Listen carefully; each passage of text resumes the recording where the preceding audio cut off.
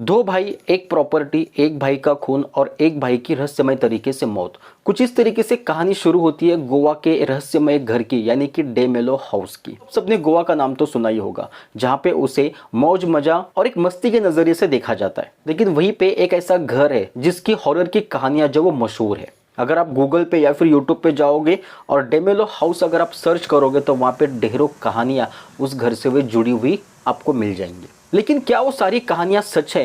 क्या वो घर सच में एक हॉन्टेड है, या फिर बस ये वीडियोस या फिर जो आर्टिकल है वो बस एक रूमर्स है, बस कुछ व्यूज के लिए भी वीडियोस बनाए जाते हैं? तो आज की वीडियो में हम वही बात करेंगे। दोस्तों, मैं जब भी किसी टॉपिक पे या फिर किसी हॉरर स्टोरी पे वीडियोस बनाता हूं तो मैं बाकायदा उसका पूरा सर्च करता हूं, रिसर्च करता हूं, यूट्यूब पे भी देखता हूं और गूगल पे भी देखता हूं। जब मुझे लगे कि हाँ यार, ये कहानी मुझे बतानी चाहिए एज अ एंटरटेनमेंट के पर्पज से, ना कि किसी रूमर फैलाने के जरिए, तो मैं उस पर वीडियो बना लेता हूँ। लेकिन जब मैं डे मेलो हाउस के बारे में सर्च कर रहा था तो मुझे यहाँ पे किसी भी तरह का एक डॉक्यूमेंट ऐसा नहीं मिला कि वो ये कहे कि डे मेलो हाउस जो एक हॉन्टेड हाउस है। बाकायदा मुझे यूट्यूब पे बहुत सी कहानियां तो मिली, बट वो कहानियां जो सुनने की वजह से लग रहा था कि ये मनगढ़ंत कहानियां है। रियल लाइफ से इसका कोई भी ऐसा एक प्रूफ नहीं है। इसलिए मेरे हिसाब से तो डे मेलो हाउस जो है वो बिल्कुल भी हॉन्टेड नहीं है। लेकिन ये हॉन्टेड की कैटेगरी में आया कैसे, उसके बारे में बात करेंगे। इस कहानी की शुरुआत होती है उस समय से जिस समय गोवा में पोर्तुगीज का राज था। उस वक्त इस डे मेलो हाउस को बिल्ड किया गया, यानी कि बनाया गया, जिसको डे मेलो नाम की एक फैमिली जो वो ओन करती थी।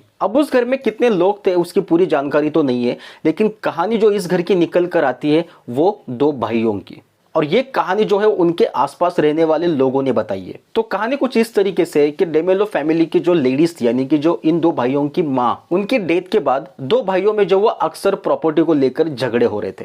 यानी कि जो डे मेलो हाउस है उस घर को कौन ओन करेगा, किसका ये घर होगा, इसके बीच दोनों भाइयों में हमेशा झगड़े होते थे। ये झगड़े कुछ इस हद तक जाते थे कि आसपास रहने वाले लोगों को उनके झगड़ों की आवाज आती थी।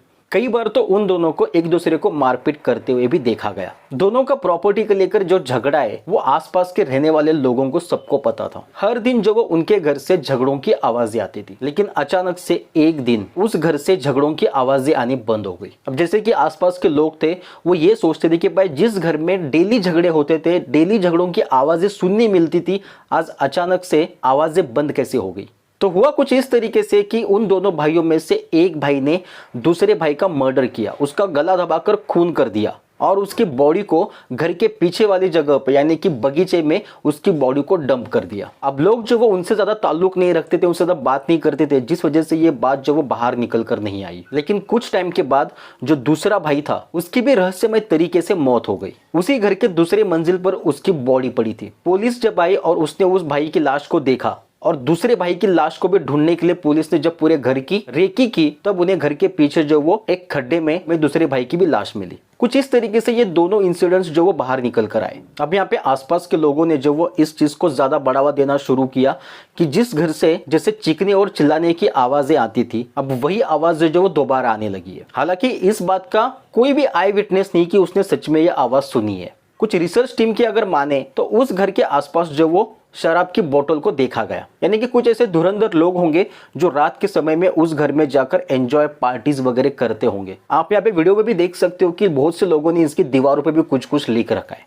हो सकता है कि इन लोगों की आवाजें जो है वो आसपास के लोगों ने सुना हो और इस घर के बारे में एक रूमर्स फैलता गया। अब यहाँ पे रूमर्स फैलने की दूसरी वजह ये कि उस घर में उस भाई की हुई रहस्यमय तरीके से मौत। बहुत से लोगों ने एक कहानी बनाई कि जिस भाई का उसने मर्डर किया था, खून किया था, उसी की आत्मा ने उसे मार दिया। ये भी एक कहानी जो वो बहुत ही ज्यादा लोगों में फैली, जिस वजह से उस घर के ऊपर और भी ज्यादा रूमर्स फैलने लगे।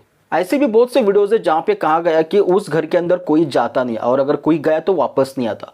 तो फिर ये ऐसे वीडियोस कौन बनाता है? कोई तो गया होगा तभी तो घर के वीडियोस बनाए होंगे। कुछ फोटोज उसके लीक हो गए तो उसके फोटोज कहाँ से? कोई तो खींचेगा तभी तो बाहर आएंगे वीडियोस, बाहर आएंगे फोटोज। तो यहाँ पे डे मेलो हाउस की जो भी कुछ सच्चाई है, मेरे हिसाब से तो ये हॉन्टेड हाउस में नहीं आता है। और अगर गूगल पे भी सर्च करोगे तो भी इसके हॉन्टेड होने की किसी भी तरह के पुख्ता सबूत नहीं है। अब मेरे रिसर्च से तो डे मेलो हाउस जो वो बिल्कुल भी भूतिया नहीं है, बिल्कुल भी हॉन्टेड नहीं है। जो भी कुछ यूट्यूब पे वीडियोस दिखाए जाते हैं, जो कुछ मैंने वीडियोस देखे, मुझे नहीं लगता कि उनके अंदर कोई सच्चाई हो। अगर आपको यकीन नहीं आता तो आप भी डे मेलो हाउस यूट्यूब पे सर्च कीजिए, वहाँ पे बहुत से वीडियोस आएंगे। उन वीडियोस को आप सुनिए, आपको भी वही फील होगा। तो दोस्तों इस वीडियो के बारे में, इस टॉपिक के बारे में आपका क्या कहना है ये आप हमें कमेंट करके ज़रूर बताइए। अगर आपके पास इस हाउस से रिलेटेड अगर कोई एक्सपीरियंस है वो भी आप हमें शेयर कर सकते हैं। तो वीडियो अच्छा लगा तो लाइक करना, क्योंकि आपका एक लाइक हमें मोटिवेट करता है।